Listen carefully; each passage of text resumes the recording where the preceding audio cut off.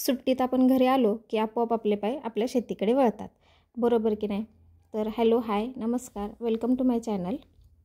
Thumbnail पाहून तुम्हाला समजलंच असेल की आम्ही आज आलो आहे आमच्या शेतामध्ये, आणि तेही ड्रॅगनच्या शेतामध्ये. आणि नेहमीच आम्ही एक किंवा दोन जरी सुट्टी असली तर आम्ही ड्रॅगनच्या शेतात येऊन जातो, कारण इथे आल्यानंतर इतका सुंदर म्हणजे फील येतो की आपलं शेत आणि हे ड्रॅगनची शेती पाहताना एवढा आनंद मिळतो.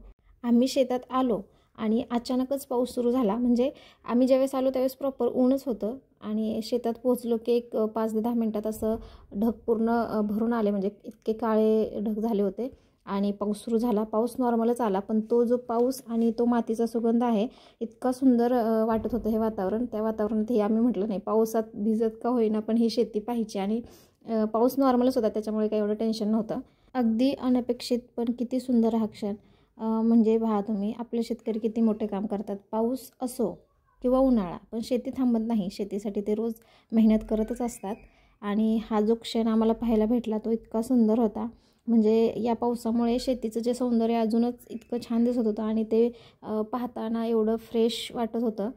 आपल्या जीवनात असे क्षण फार कमी मिळतात, जेव्हा निसर्गाशी आपलं नातं इतकं जवळचं वाटतं. आणि आजचा हा पाऊस आणि हा सुगंध आयुष्यातील लक्षात राहील असा क्षण होता.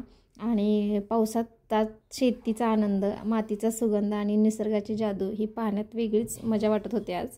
मी हा विचार केला की माझा जो हा आनंद आहे मी तुमच्यासोबत शेअर करून देते. म्हणजे मी शेतात आल्यानंतरचा हा इतका छान सुंदर व्हिडिओ मी तुमच्यासोबत शेअर करते. तुम्हाला कसा वाटतो तुम्ही मला नक्की सांगू शकता. आणि असंच भेटत राहू आपण नवनवीन व्हिडिओमध्ये. तोपर्यंत बाय.